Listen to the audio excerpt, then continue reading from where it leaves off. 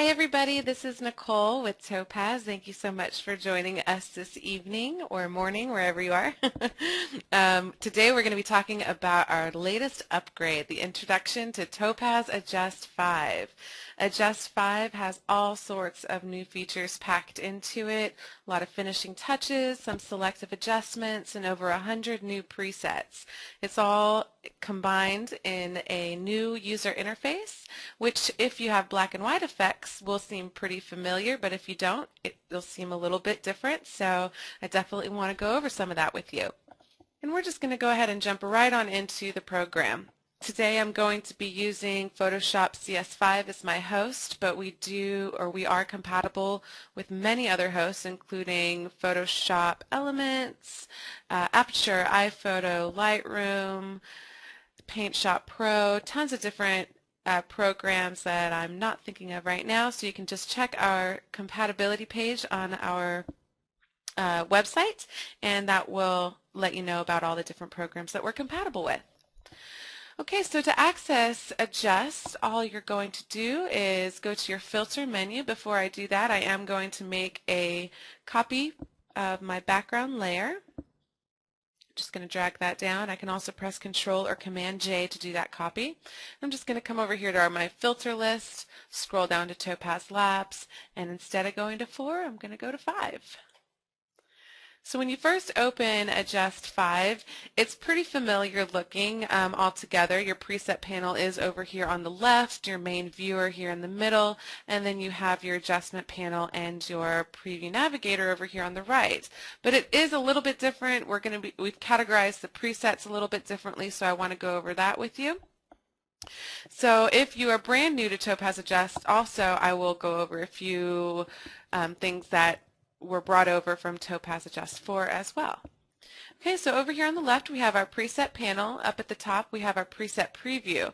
When you scroll over presets down here in your preset area, you'll see that that preset preview does change. You can hide that or show it depending upon what you like to do there. Now, because we've added over 100 new presets to Adjust, we have categorized it in collections similar to how we did in black and white effects. I'll go over some of those collections with you, but I do want to say that with each collection, below is where you'll see all the presets for that collection. So all you have to do is click on the collection, then come down here, scroll through some presets, see if it's a good starting place for you, and then move on from there. So let's talk about these collections real quick.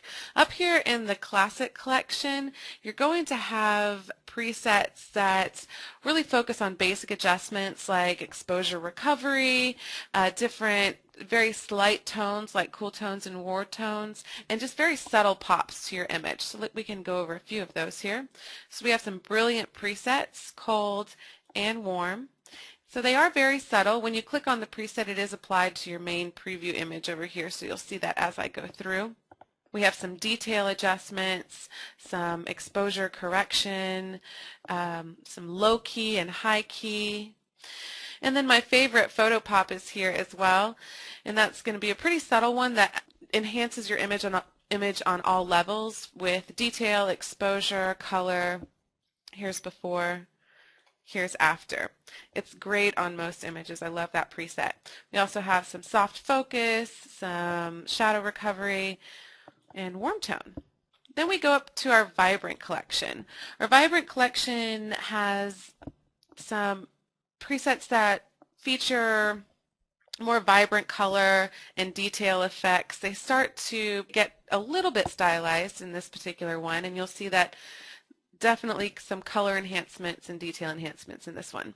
So we have some new presets along with some of our old favorites. This new one is autumn. We have spring, summer, and winter as well. I love these new presets. All right, and then we have some old ones that are great. The clarity, crisp, our detail presets, some new ones, this gritty 1 and gritty 2, an older one, portrait drama, and a really well-known one here, if you're an Adjust 4 user, Specify is located in the Vibrant collection as well as Vibrance.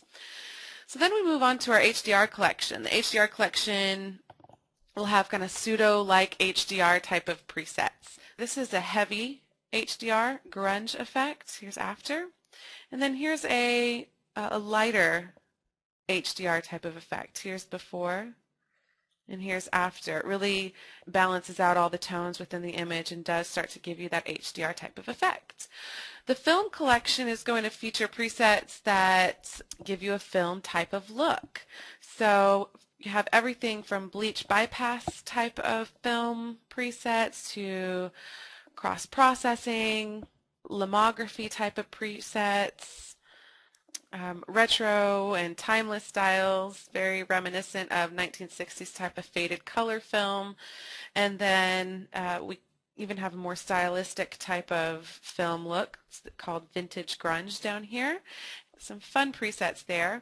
In our toned collection, this is going to have all different sorts of tones. It's really going to take advantage of the new toning ability of Adjust 5.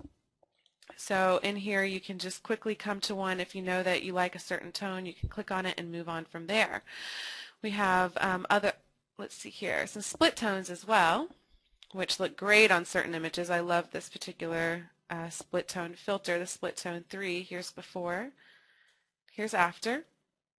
And then we come to our Stylized collection. The Stylized will have lots of presets that really pop, that go beyond just a more natural type of image.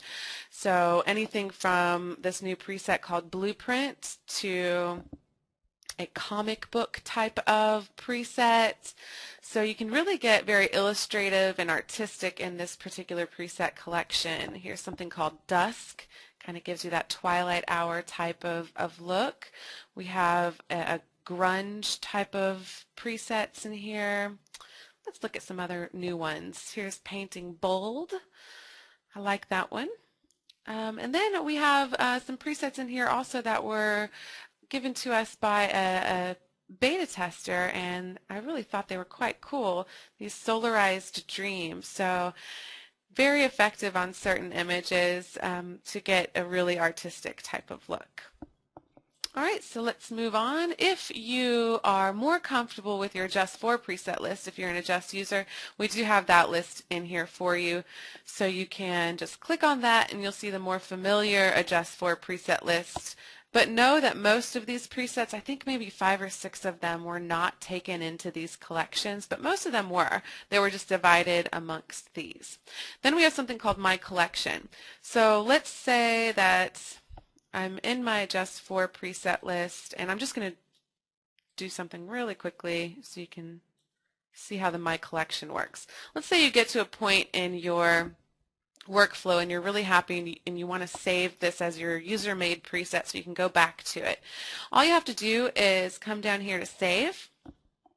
I'm going to say Test 7.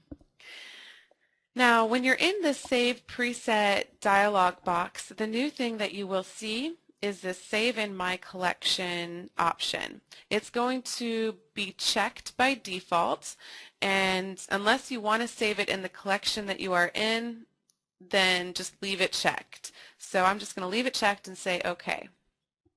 Now, instead of saving in the Adjust 4 preset list, which was the collection I was in, I can now go to My Collection, come down here to Test 7, press on that, and there it is. So My Collection is a great place to just store all of your user-made presets to make them a little bit easier to find.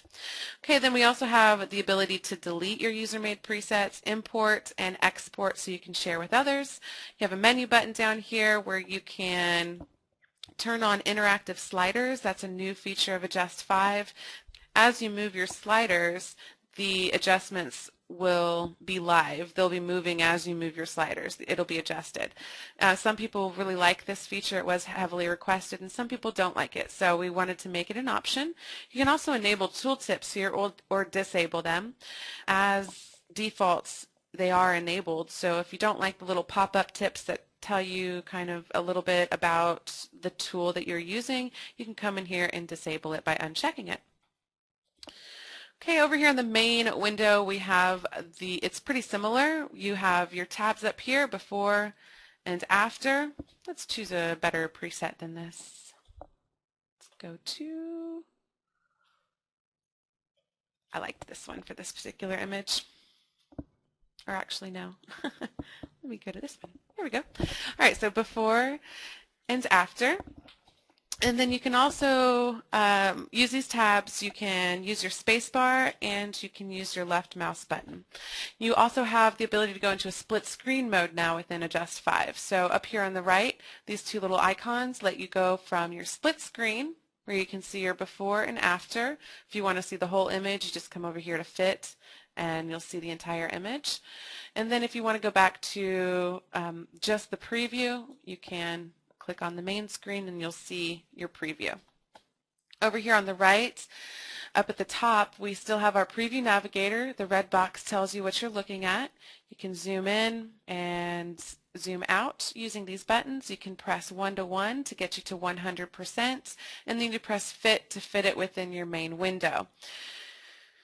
Now let's see here, we also have this histogram tab now. So we have a histogram available for you to look at as you're working. This is a great tool to just make sure that you're not blowing out certain parts of your images or blocking up your shadows.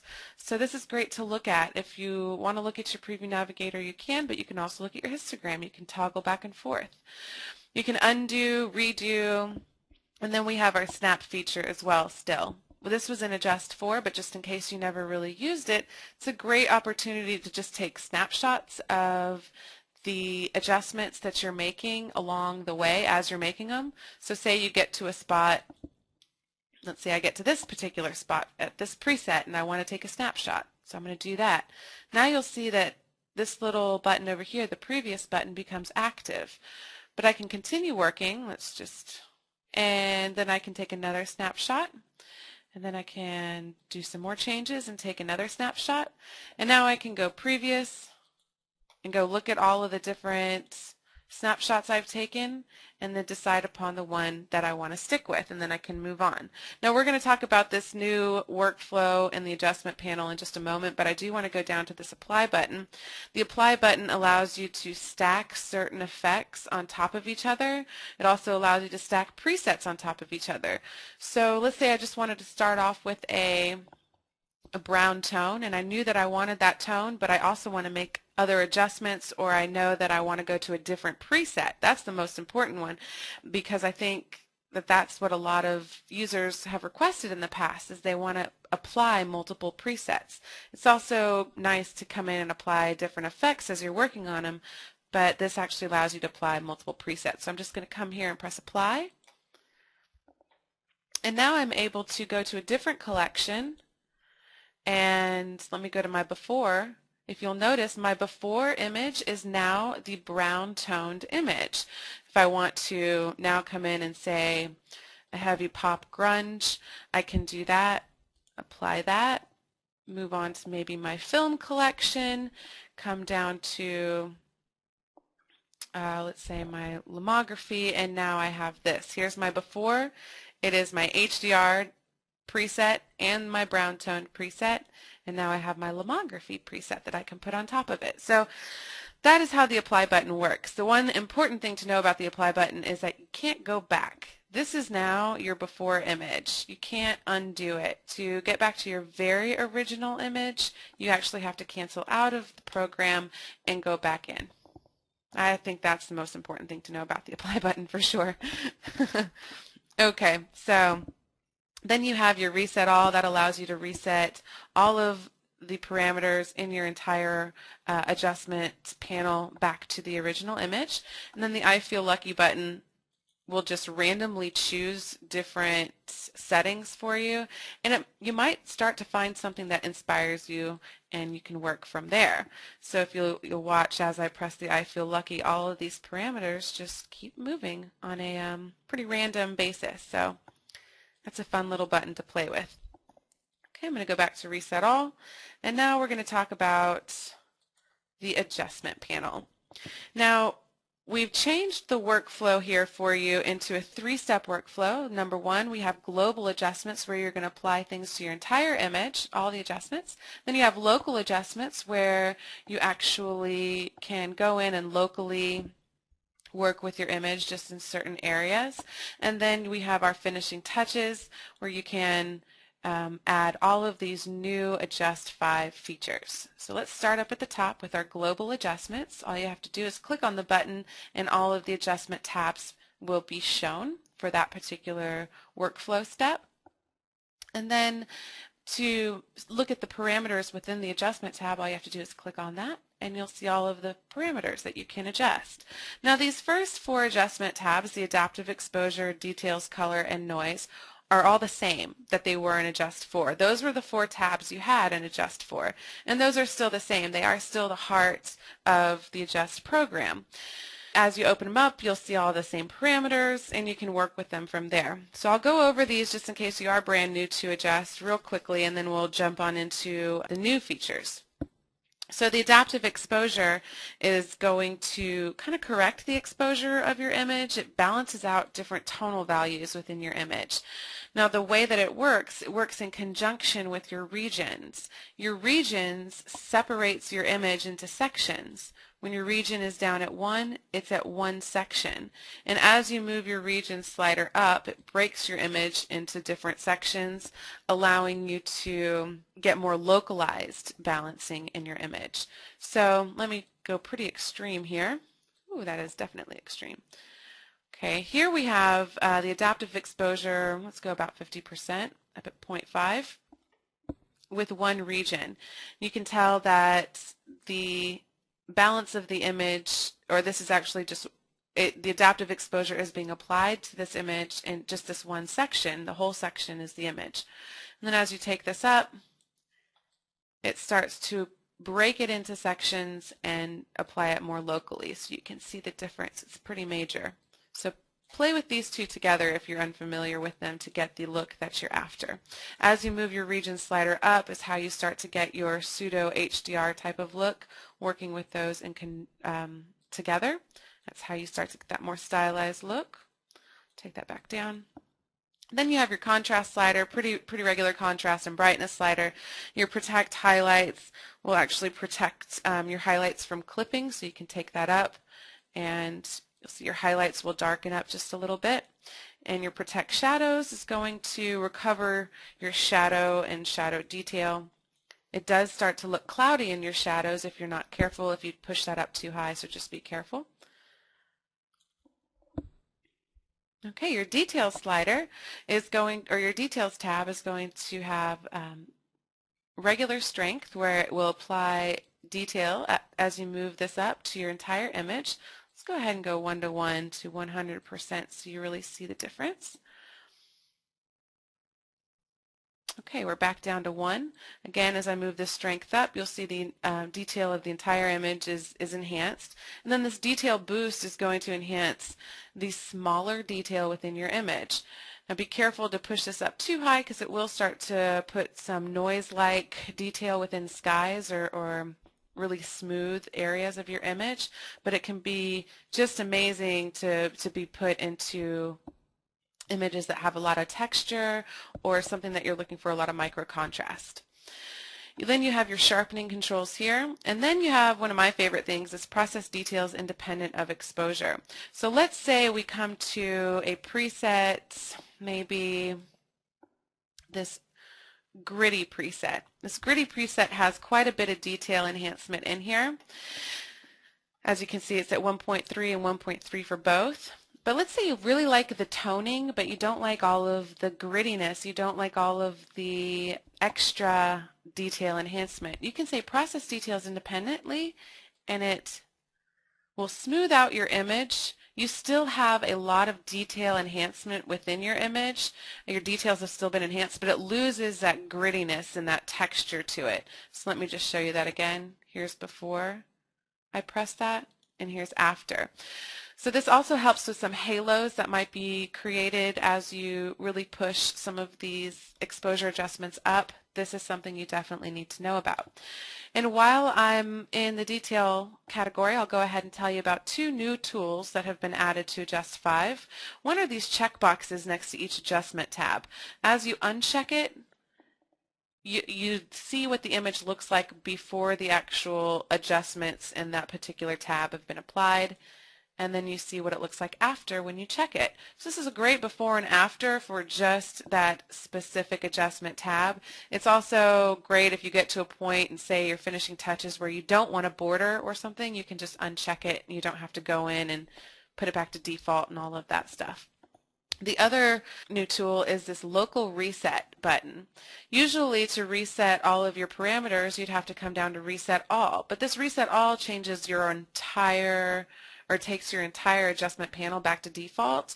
These local reset buttons, and these are in each and every adjustment tab, will just reset that particular adjustment tab. So that's a really nice feature as well. I'm just going to undo because I want that detail in there. Okay, and I'm kidding because I'm just going to go back to everything being original. Okay, we're back to our beginning image, and I'm going to go into our color. Our color is going to have adaptive saturation and color regions. This acts similarly to the adaptive exposure and regions sliders in the sense of they work in conjunction with each other. So let's say I take my adaptive saturation up. Now as I take my region slider up, it changes the amount of sections that it's actually looking at for my saturation. So you can have some really localized saturation or overall image saturation. We do have some traditional saturation slider here for you. You can just push that up and it goes right on up. But then we have something called saturation boost, which will take the weaker colors within your image and saturate those versus the stronger colors. So a lot of different color control here. You also have the ability to change your hue. The noise slider is just going to allow you to suppress some of the noise within your image if you have a little bit, or if a little bit is created by that detail boost, you can suppress it here. If you want to use Topaz denoise technology, you just check this box and the processing time on your image will increase just a little bit, but if your image has some pretty extreme noise, this technology can really help it. Now something that's new to Adjust 5, now we're on to the new stuff.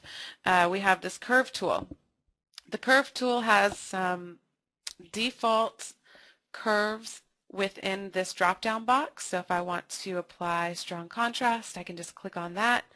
Here's before, here's after, and you can see the curve has been applied here in the actual tool itself. If you want to make it a little bit stronger, if you want to move these points around yourself, you can easily do so. And you can reset all by just pressing this reset button. You can make your own curve, create your own points. So this has a lot of control within this curve adjustment. It's a really nice added feature here. Then we're going to move on to local adjustments, but I'm going to get out of this image because I like to show this one other image when I do it. And it's just, let's see here, we'll show the one I did yesterday. Here is, let's just go to our open to duplicate a layer. I'm just going to drag this down, hop on into Adjust 5. Now your local adjustments is going to allow you to burn, dodge, and smooth out areas of your image, but it also, my new favorite thing is this brush out. One of the most common things that I did when using Adjust was go back into Photoshop and apply a layer mask and take it out of certain areas within my image, such as skies or faces or skin. But here, you don't have to do that. Now we have this ability to brush out the effect within the interface. So let's go ahead and put on a really strong preset. I've been using this psychedelic preset because it's one of our strongest presets that we have. As you can see, it's really, really strong. Here's before, here's after. Now this, let's say I'm happy. It's a little bit strong on the my little bird here as well. However, we're going to say I'm happy with this because I want to show you how I want it to be obvious the changes. Let's say I'm not happy with the background because I'm not. It's way too strong. It's starting to band in the sky. It's just not working for me. So if I wanted to leave it on my bird, take it out of everything else, I can come into my local adjustments. I can come here to my brush out option. Below that I have my undo, redo button, and reset, and that's going to be for all the brush strokes that I make. And then I have my brush, all these different brush controls. We have brush size, so I'm going to take this up pretty high because I want to show you something some of the technology in this brush. We have opacity, so you can change the opacity, just brush out a little bit of the effect if you want to have it pretty low. This is great for burning and dodging as well, to have a very low opacity. But for this, I want to take my opacity all the way up to 1 and take out the effect entirely. Then we have our hardness control, and you can control whether or not your brush is going to be a really hard circle or a softer brush. I'm going to keep it kind of medium. Then we have Edgware. With Edgware, I'll show you this real quickly. I'm just going to make a brush stroke here when the Edgware is at 0. Okay. Now as you can see down here in the mask where it shows you the brush strokes as well as the image itself, you see that it's just a regular brush stroke. It was not edge aware in the sense that it didn't recognize any of the edges within the image. I'm going to say undo. Now I'm going to take my edge aware up to 1. And as long as you keep your crosshairs of your brush over the color that you want to actually take out, so here I'm going to take out the snow around my bird, so I'm just keeping the crosshairs of my brush on the snow. However, the entire brush is going over, or part of the brush, at least almost half of it, is actually going over my bird. Now I'm coming up here into the trees, just trying to get all around the birds so you can tell exactly over here in the mask how edgeware it really is. You can tell my bird's frame here is right out. Now I can come in and take the edgeware all the way down, my brush size all the way up. I'm going to take my hardness up too, and I'm just going to brush out the rest of my background.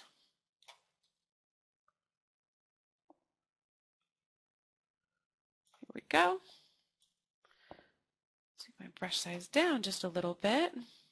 Get the rest of this kind of around his head here. And now I'm just going to show you before and after. He has still kept all of the adjustments that were in that psychedelic preset. Let me show you here by going to before. Here he is before, and here he is after. So he's definitely kept all of those adjustments, but I've taken it out of the background with very little effort. Now, I'm going to move on using this image, showing you one of the new finishing touches. So again, you can dodge, burn, and smooth out. The smooth is great if you want to add a little bit of blur to a background, or smooth out maybe some blemishes and some skin. But let's move on to our third step with the finishing touches so I can show you some new features as well. Okay, so we have diffusion. That's going to allow you to kind of diffuse the light in your image, giving a really soft glow type of feeling. So this is great for portraiture or some really beautiful landscapes. So that's a nice feature to add in there. We also have grain, but right now I want to show you transparency. Transparency will allow you to, on an overall scale, your whole image, you can take out some of the effect as well. So it's not a local adjustment of brushing out, it's more of just your overall transparency of the effect entirely. So let me show you. When it's at 0, you see all of the effects. Let's go 1 to 1. I'll take it back a notch. Here we go. Now, if I want to only get 50%, if I feel like he's still pretty, if it's still pretty strong here, and I only want to get 50%, I can just take that to 0.5, and there we are. He's still, again, here's before and after. It still really affected him, the adjustments, but it's not so extreme. So you can play around with that, and that's a great slider. The other thing I used the most in Photoshop was the opacity slider for layers, and this kind of solves that issue as well. Okay, and I'm going to take in a different image to show you a few of the other things. Let's hop on. We'll go to this image. Okay, I already have a duplicate layer, so I'm just going to come on into Adjust 5. Okay, I'm going to press Reset All, and I'm going to go to Grain. Grain is awesome to be applied within Adjust. It allows us to get some of these. I'll show you real quick. This vintage grunge preset. You see that pretty heavy grain. You always want to look at your grain in 1:1 to see how it really is affecting your image. You can kind of see here in this chair. Here's before. Here's after. But let's go ahead and reset all and just work with the grain. Just going to click that on. Now my grain contrast is set at about 0.5. My grain size is about 0.5. Let me take my grain contrast up so you can see the difference here. This grain color slider is going to allow you to have a monotone type of grain. Now this is something you might find in a black and white image, not necessarily a color image, but it does have some really cool effects on color images. As you go towards the right with your grain color slider, it's going to give you a colorful grain. Take this grain size down.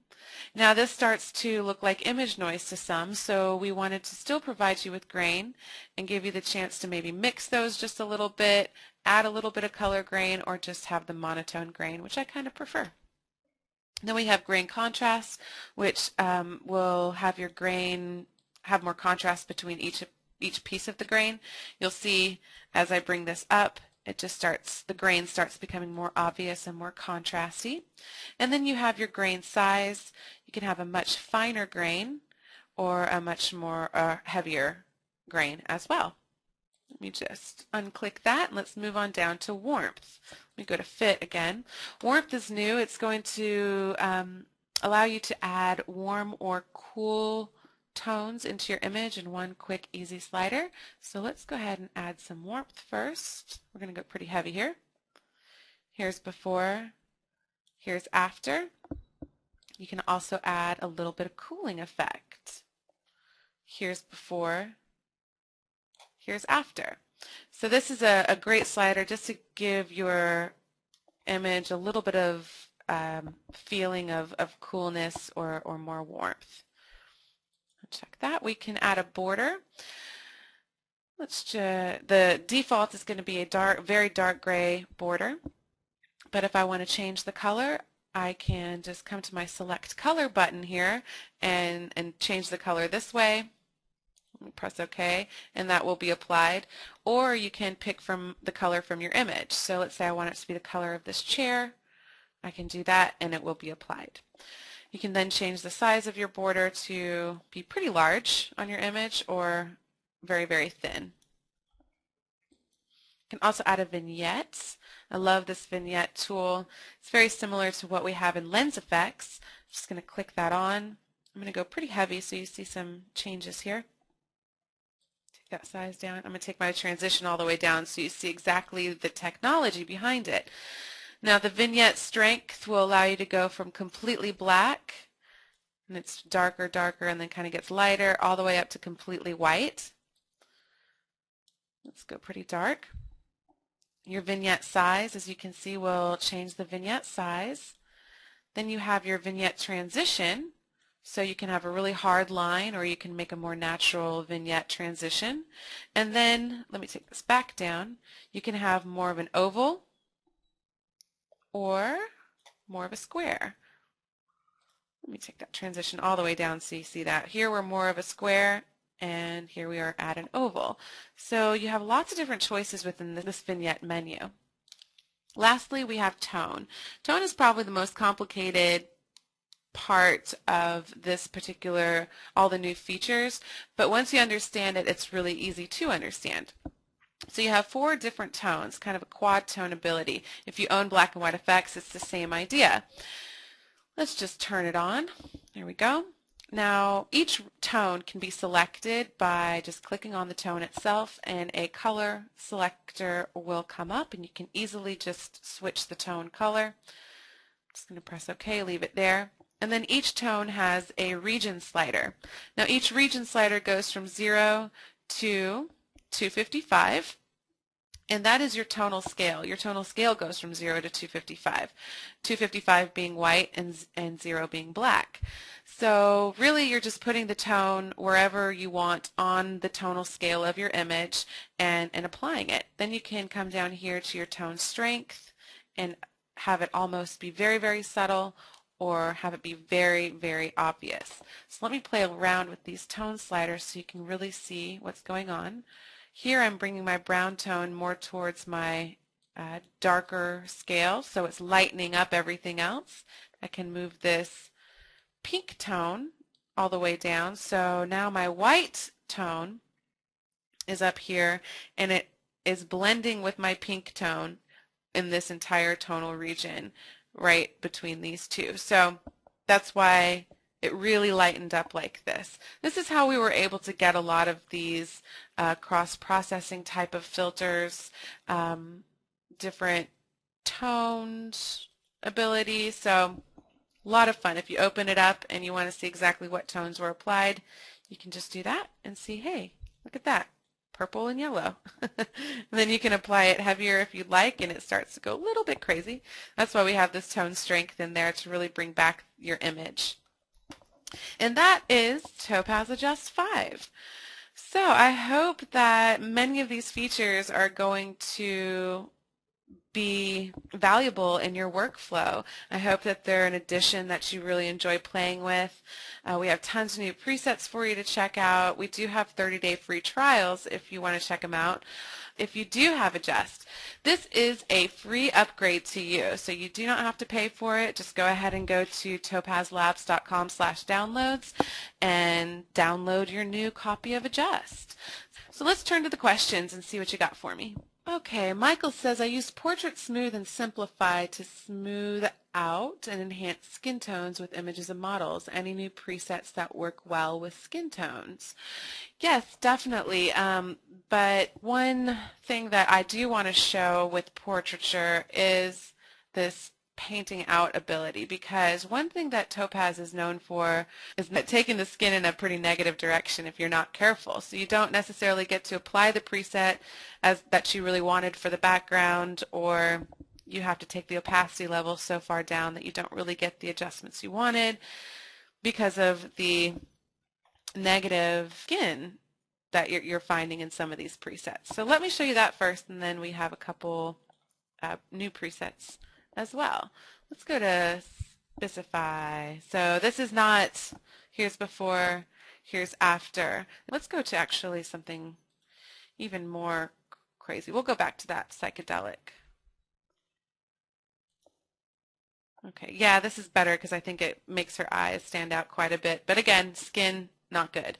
So all you would have to do in this situation is come down to this brush out again, take your brush slider or take your brush adjustments where you want them to be. I'm going to take it completely out of her skin. I'm going to go completely Edgware.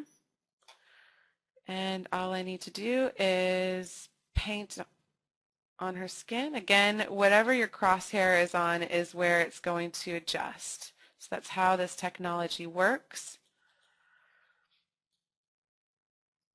So I can easily just take it out of different portions of her skin without having to work very hard to do so.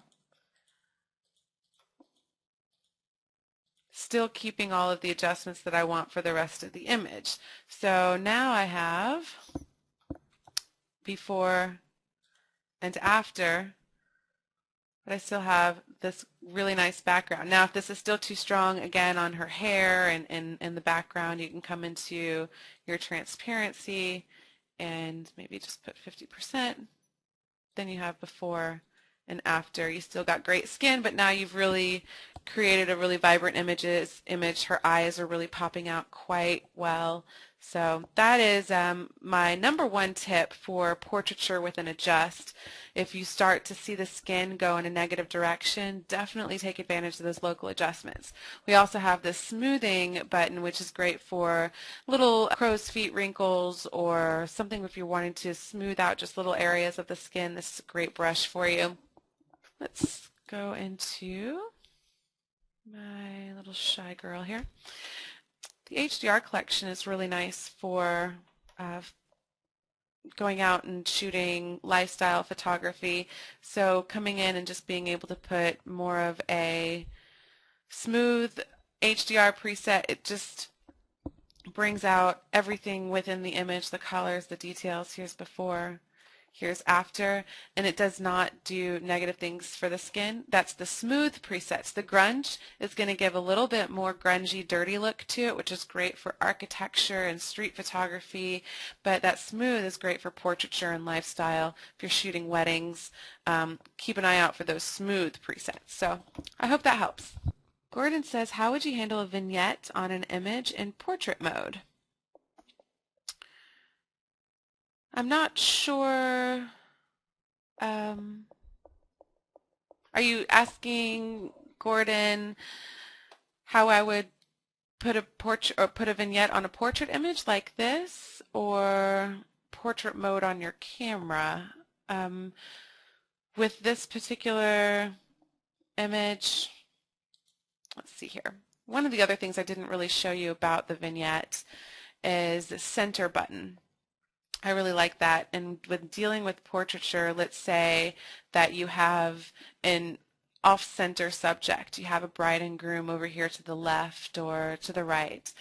You can actually center your vignette wherever you want it. So I'm just going to press the center on my girl here, right on her chin.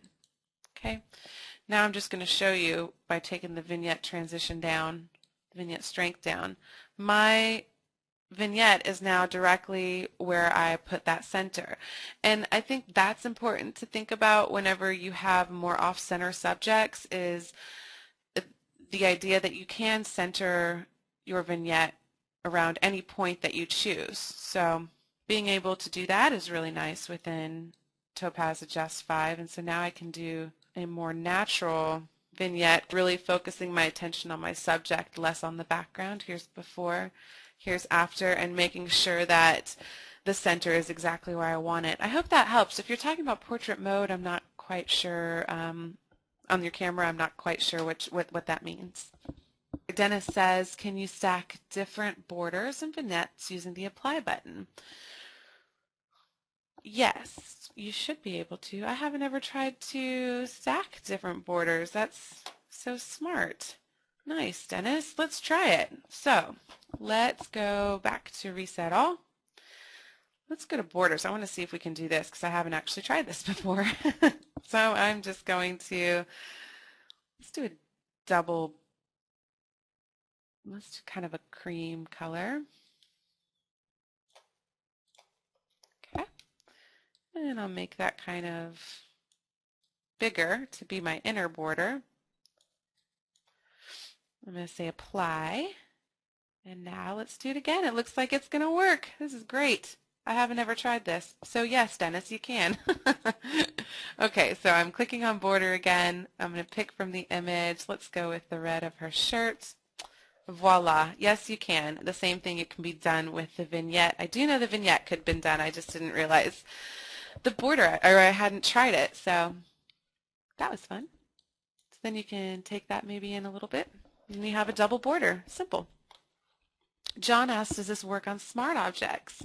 Yes, it does, John. Scott and Ron, many people were telling me that the portrait mode was actually referring to landscape versus portrait orientation of the image. By default, let's see here, check that out. By default, it will just kind of go to exactly what your image is. So let me show you. Here's my vignette. Let me take my vignette strength down, vignette size down, vignette transition down, my center right here in the middle, and then, oops. Okay, so here's my vignette curvature. Let me take that size up a little bit so you can see it. Okay, so by default, it does handle it on its own. In a portrait, it will go into portrait mode automatically, but you're not able to go in and actually move these around, but it does handle that on its own. So it takes and if you take a square image into Topaz Adjust, it will actually be a circle and not an oval. So it kind of just handles that on its own. Thank you so much for attending. I really appreciate it. I hope you have a good evening or day or morning wherever you're tuning in from. Take care.